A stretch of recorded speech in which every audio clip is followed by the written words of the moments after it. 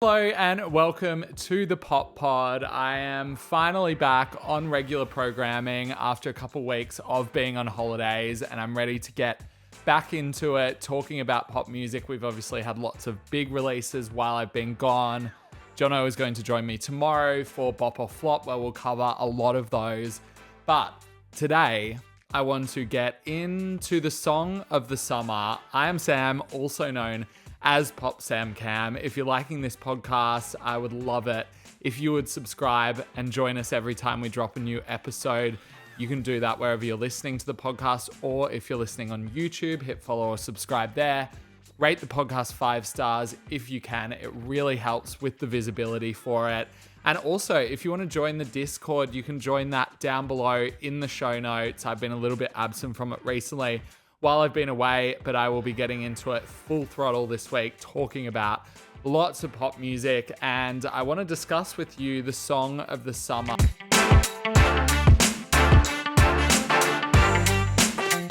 If you've been watching my other socials, you will see that I have been a little bit negative about the song of the summer this year. It's been really hard to find one, really, and I think it's because the temperature of the summer this year is a lot milder than last year. And I'm not talking about that literally. Obviously, the temperature has remained very hot. It's stinking hot where I am today.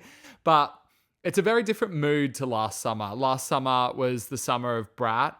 It was the summer of the Powerpuff Girls, Sabrina, Charlie, Chapel. There was so much going on. There was the rise or the rebirth of Tinashe, I guess, who was popping off with Nasty. It just felt like it was a major time for pop music. And I don't think that's a coincidence. I think we were in this kind of like blissful ignorance of a summer where we knew that politically there was a lot coming up. But for this like very brief 3-month period, we were forgetting all that if we could. And now it feels like a very different climate. Obviously, a lot has happened this year. This is not a political podcast, and I'm not going to get into that too much, but I think if you're listening, you know that things are very different than they were. And interestingly, it's very much reflected on the charts. I've been talking a lot about how pop music has gone into this more conservative space. I actually have an episode on it from a couple weeks back if you want to go back and listen to that. But I think that plays a major part in Song of the Summer and what Song of the Summer actually means this year. I think for a lot of people listening to this podcast, you would have probably felt that the song of the summer last year was maybe Espresso by Sabrina, maybe Good Luck Babe by Chapel, or maybe Guess or 360, or so many songs by Charlie.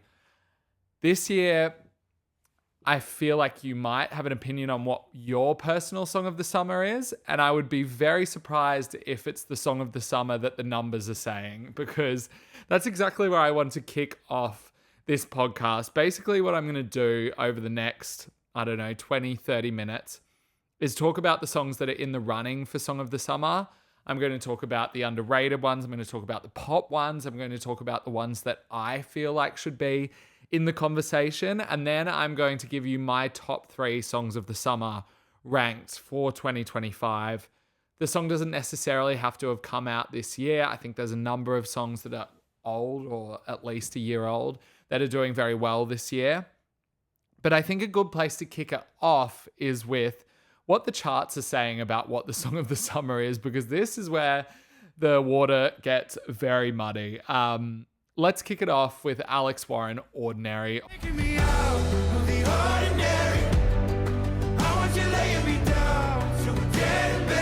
Obviously, this has been a major song for him. It's a number 1 on the Billboard Hot 100. It is also a major song in other parts of the world. It's kind of had this dominance on the global Spotify charts as well. In terms of a summery sound, this doesn't really sound like summer to me. I mean, it's a ballad, I suppose, for lack of a better word. It's got this big uplifting chorus. There are like Christian undertones to it as well. Certainly doesn't suggest the same kind of like casual sort of flip off that Espresso was last year. It feels much more introspective. And I think is also, it's rare to have a new voice kind of dominating the summer, and you've got to give it to Alex Warren in a very short time. He's found dominance in pop music and is doing incredibly well with this song that I think just sound-wise reflects a lot of what is going on in the charts right now. Folk music and country music have made a massive return.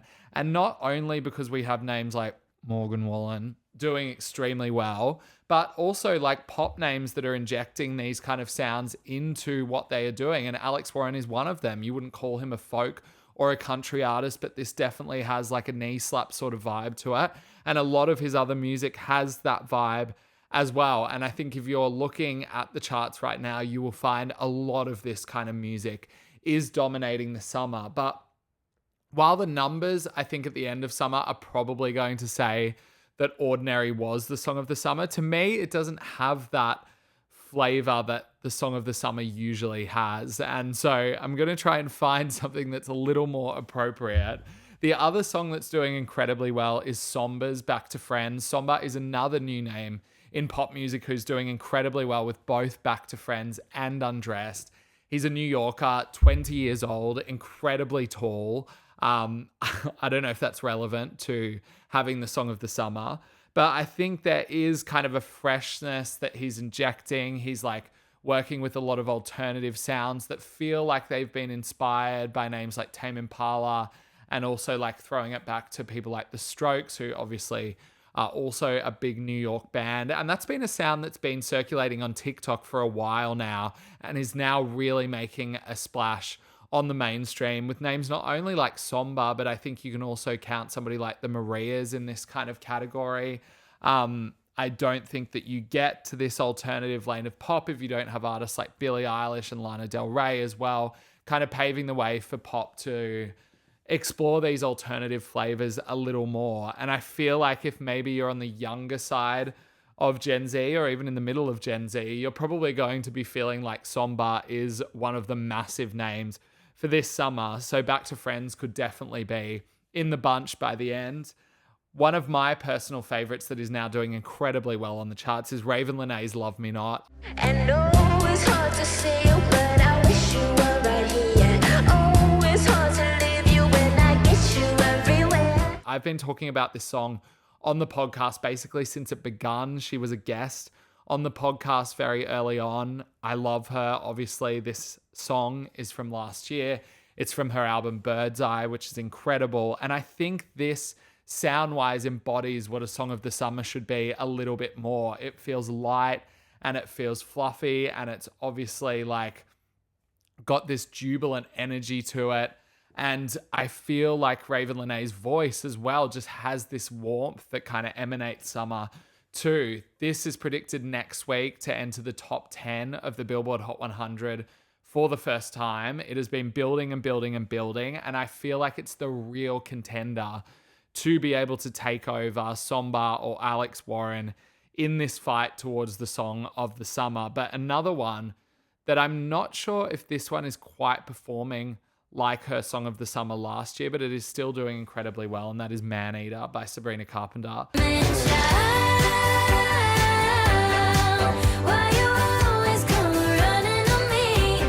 Off her forthcoming album, Man's Best Friend. This one debuted at number 1. It has struggled to keep up that momentum and has been sliding down, but I still don't think you can deny its power this summer and Sabrina Carpenter's power in general. And I wonder, given that the album is coming out in August, I wonder if she has a second track up her sleeve that may solidify this position for her. But in terms of the sound of Manchild, I definitely think it has a summery sound to it. It's cheeky, it's kind of on the nose. The chorus to me feels very euphoric. It feels a little bit reckless, which I think is great for a song of the summer. And obviously she just knows how to do this kind of sound down to the ground. So I definitely think it's a contender, although I don't think it's up at the top. The other one that's probably not performing as well as the songs I've mentioned, but is still doing very well, is Tate McRae's Just Keep Watching. Goes like this, start with a track, eyes on me, arch my back, just like this, here for the night, do it burning, just keep watching. This is off the F1 soundtrack.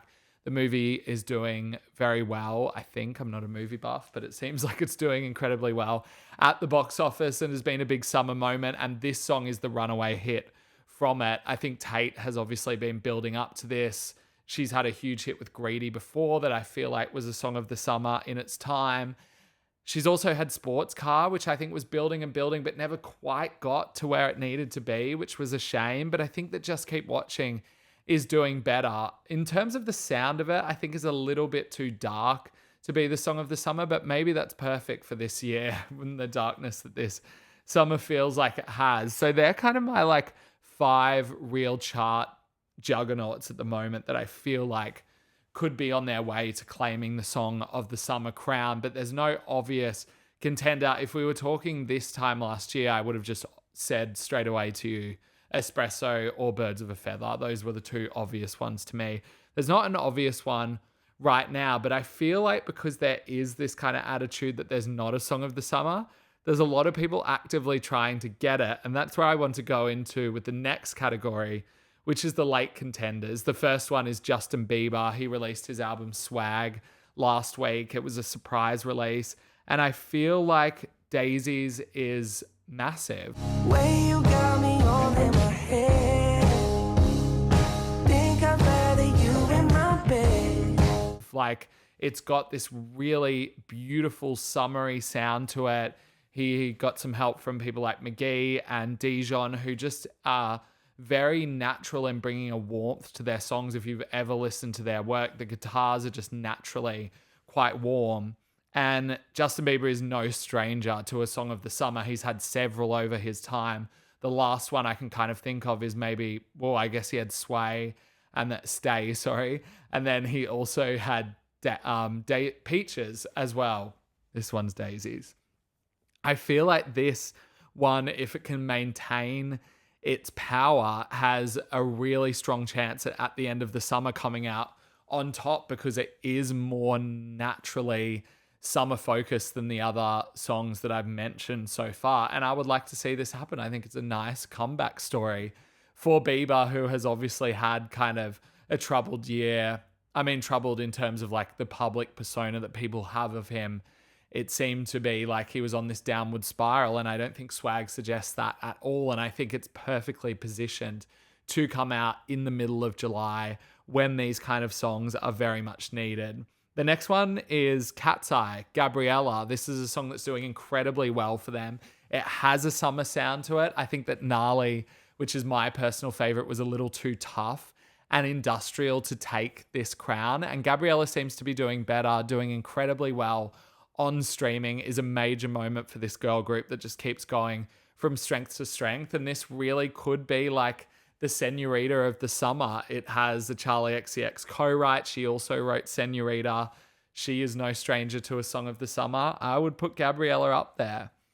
One that has been really popping off lately, and I would love to see this happen because it's been a massive TikTok moment, is Pink Pantheress's Illegal.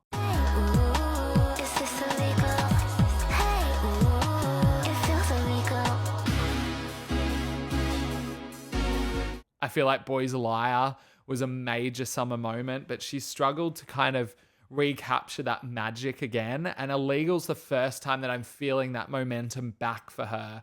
I think the My Name is Pink and It's Really Nice to Meet You is just a perfect beginning to the song and just makes it so instantly likable. I also think that it has like a little bit of, it has intricacy, and it's not so forthright in the kind of like good time vibes that a song of the summer is meant to have. And that kind of feels suitable for this year when everything else is a little bit knotty. I really love her personality. I love her charisma. And this song just continues to rise and rise and rise. It's her first solo entry on the Billboard Hot 100. So I would be expecting very big things from Pink Pantheress for the rest of the summer. I would be feeling the same about TYLA, who maybe doesn't have the same momentum. Again, not a stranger to a song of the summer. She had Water last year. She gave us Bliss earlier on, a couple months back. I felt like that song was incredible. I just thought that it had like such a simmer to it. Just really gorgeous production. Is a little bit more back in that kind of like Afrobeats lane that she does so well. She is going to release a mixtape in summer called, I think it's called We Want to Party, which obviously is trying to take the title for the summer. I don't think Is It numbers wise is perhaps performing as well as it should to be able to have that title, but I would not count TYLA out. I think there's a lot of heat behind her right now, and I think summertime is always the perfect time for her to strike. Another person who was on the Song of the Summer list last year with an incredible renaissance story is Tinashe, who had Nasty, and it seems to be happening again this summer with No Broke Boys, which is off the same record that Nasty was on.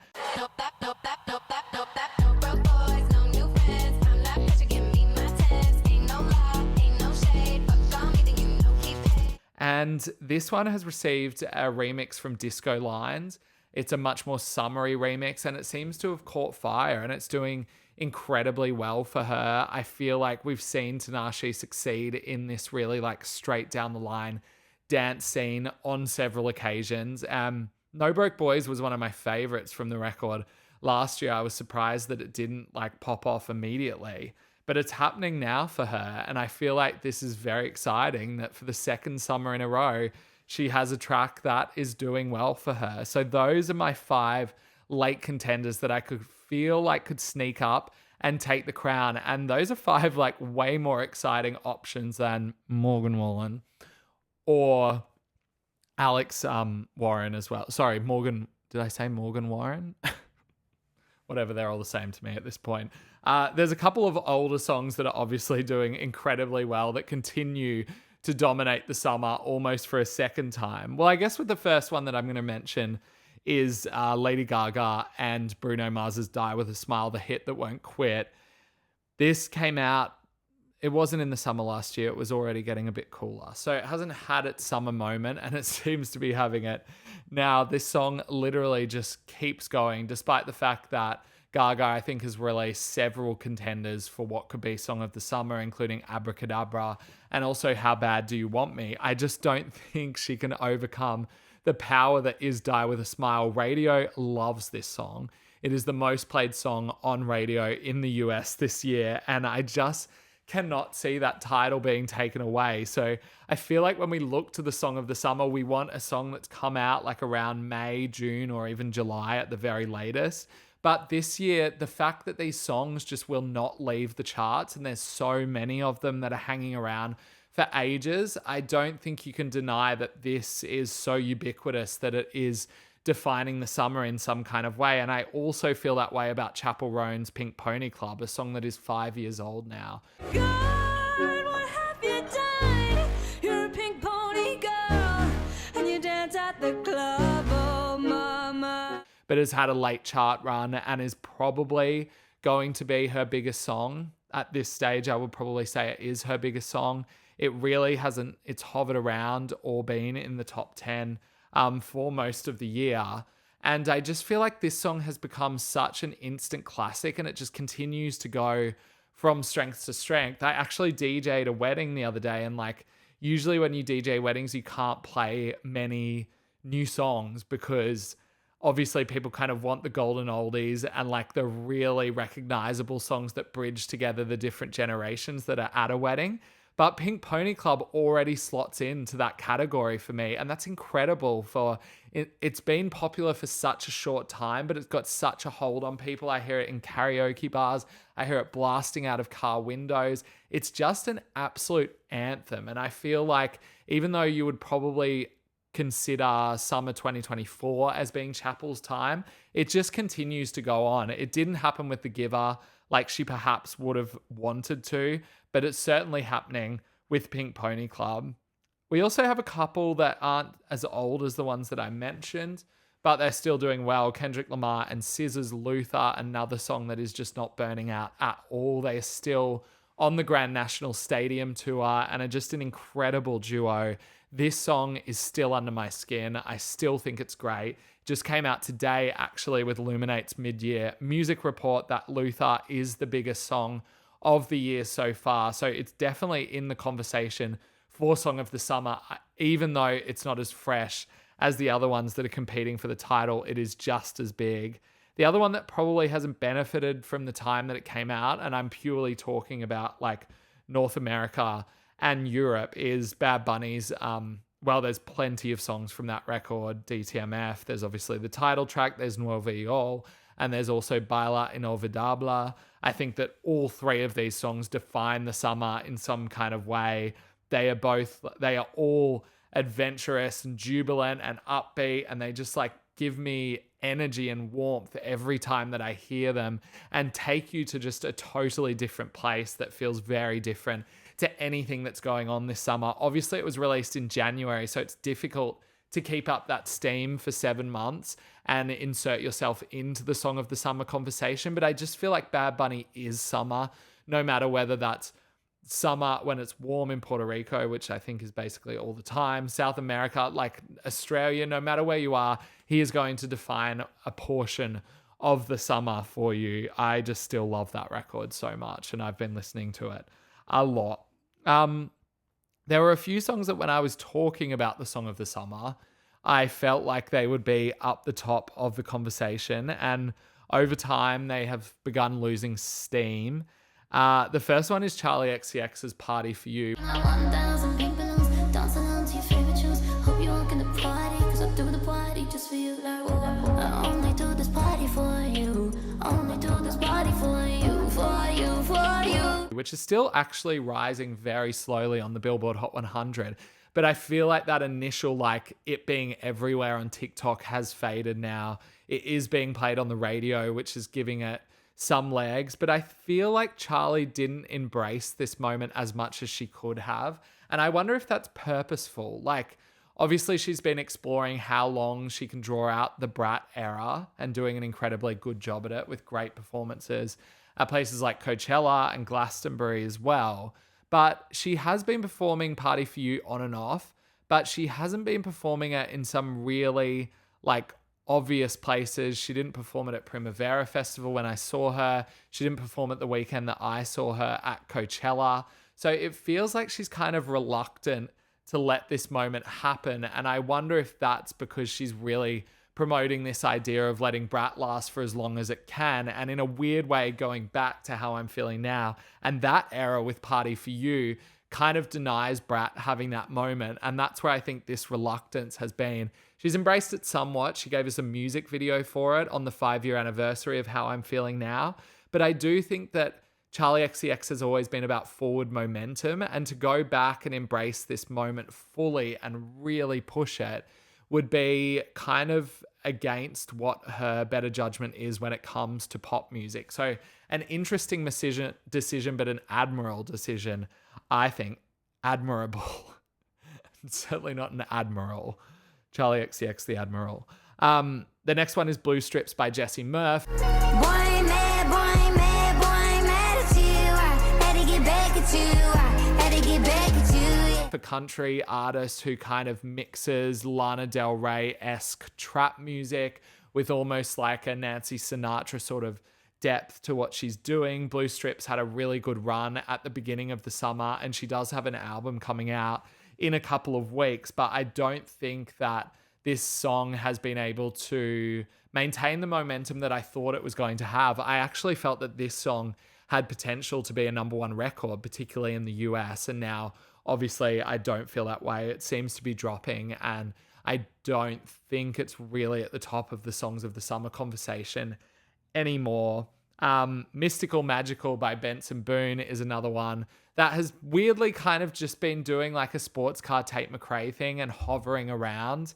Moonbeam Ice Cream has been taking over the summer for some people, certainly not for me, but it's definitely got like summer iconography, and like I think it was very well positioned, the timing of it coming out. I think that Benson himself has kind of weathered this hate train pretty well and come out on top because he has beautiful things. Mystical, Magical, and Sorry I'm Here for Someone Else all sort of dominating in the charts. And maybe that's the reason why this song, which is probably the best poised to be song of the summer, hasn't been able to take off like I thought it would, because there's so many Benson songs in the chart right now. And the final one is Lord, What Was That? MDMA in the back garden, blow our pupils up. We kissed for hours straight, but baby, what was that? We kind of thought that it was going to be a Lord Summer, I think just because she was involved and so important to the Brat Summer movement last year. I felt like Virgin was really going to do it for her, and it hasn't quite. I mean, it's done incredibly well, and the critics largely liked it.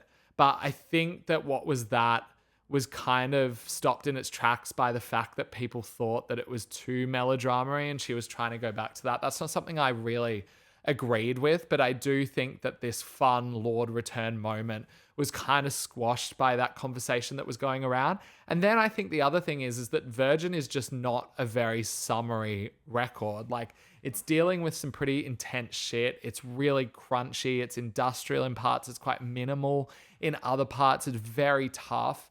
And so I don't think that it has that kind of escapist quality that Brat had. And that's almost by design. I don't think that Lorde was expecting. I mean, she tried a summer album before with Solar Power and it didn't quite work. So I'm not sure it was exactly what she was going for. What Was That is certainly an important part of my summer, but I don't know from a mainstream level if it really is Song of the Summer. I want to go through a few underrateds, which I don't think will rise to the top in the end, but are personal favorites of mine. The first one being Zara Larsson, Midnight Sun. Can you tip it with your heart out? It's my favorite part now. We ain't gotta tell no one. And never-ending midnight sun. I love this moment that's happening for Zara right now because she is gaining some momentum with Midnight Sun, and it's basically because of how incredible that vocal run is. I feel like she's right in the pocket with this song. She's back working with MNEK, who is someone she was working with for a long time prior. And it just feels like she's reclaimed some of that magic that she had. I think the last time I really heard her thriving like this was on Poster Girl, the album before last. I would like to see that keep going. And I think that it will, but I just don't know if it's going to be a huge international hit. Olivia Dean, Nice to Each Other. Here we are back again.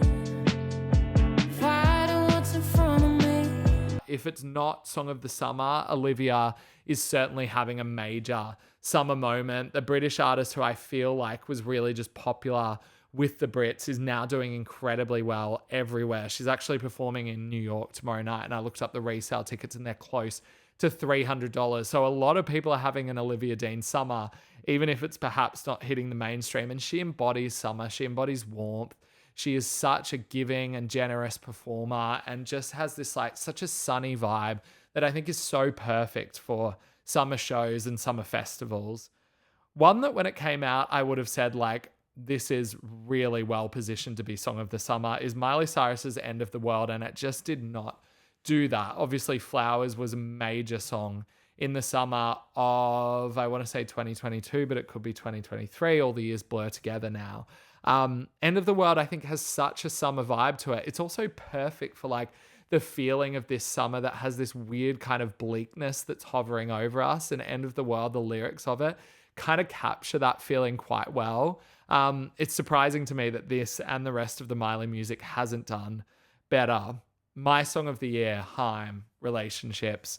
I think Charlie also teased a Haim summer in her Coachella set. I don't think they've had the mainstream power to be able to pull that off. But Relationships does have a very chill summer vibe to it. It's also kind of hypnotic and trippy, and it almost feels like you're living in an alternate reality, which is also what this summer feels a little bit like. So I feel like that should be up there as well, but perhaps not doing the numbers that it needs to really gain attention. Lola Young, One Thing. Break your bed and then the sofa. I wanna pull you close. Everybody wants to know you, but me, I only want one thing. This is another one of my songs of the summer. I feel like her charisma and her just like givingness with how she's able to be so unfiltered and raw kind of suits this period that we're in. And I also think that the soulfulness and the laid backness of this song is really suitable for a song of the summer as well. It's done quite well in the UK. It's charted there, but I don't think it's like matching Messi's heights on a global scale, which is always going to be hard to do. She has a record coming out at the end of the summer, which may help it boost it even more. Who knows? But I love that one. The final one in my underrated is Addison Rae's Fame is a Gun. This is doing incredibly well as well, over 50 million streams.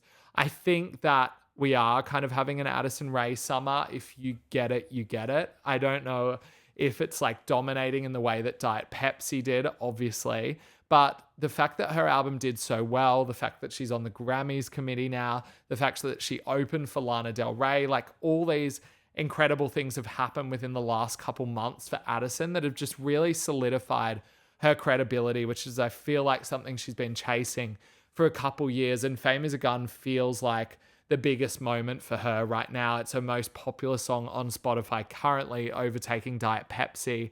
I wouldn't rule this one out. This certainly has viral potential, and if that happens, it could come through at the end of the summer. Now, to finish this off, firstly, I want to know your song of the summer. You can drop it in the comments if you're watching on YouTube or listening on Spotify. You can comment and I'll check those. Otherwise, I might put a call out on my Instagram and ask what you think it is at this point in the summer. But let's do my top 3. So this isn't really based on numbers. I tried to pick songs that were popular enough to be a major song of the summer, but I've also gone a lot with my personal taste and what is dominating my summer. So number 3, I've got Bad Bunny's Nueva York.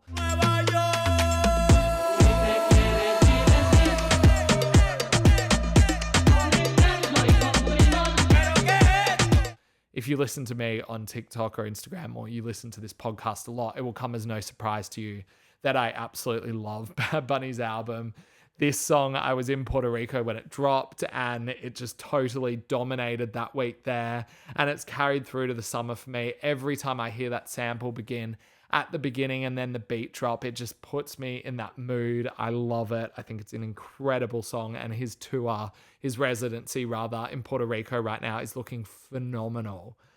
In number 2, I've got Pink Pantheress's Illegal. I don't know if there's much more I can say about this song that I haven't already said, but this is a moment for her. I feel like it's going to be a moment for pop this year, and I feel like her Fancy That mixtape is also such a moment. Critically, it's been lauded. It's one of my favorite albums of the year.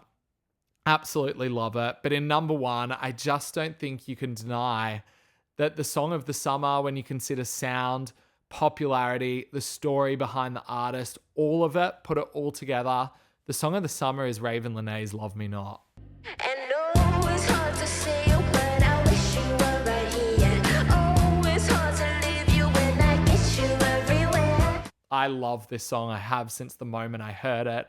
I love that it's got this kind of vintage feel to it. It feels classic, but it also feels fresh and new. And what I mean when I talk about the story behind it is I feel like so much of the momentum of a song of the summer often comes from the fact that it feels like it comes out of nowhere.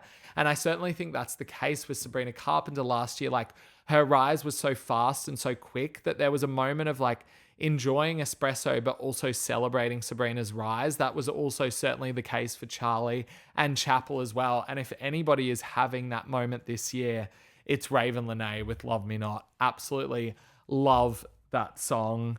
That is my song of the summer. I feel like that is going to continue through to the rest of the year. I'm interested to know yours. As I said, we will be back tomorrow for Bop or Flop episode. We also have an Albums of the Year episode that is almost ready to roll out. We just had a couple technical problems, but you can go back to the last episode and listen to my best songs of the year. I also have a playlist on Spotify when you can listen to that. I've also been floating on Instagram the idea of potentially doing an in-person pop club.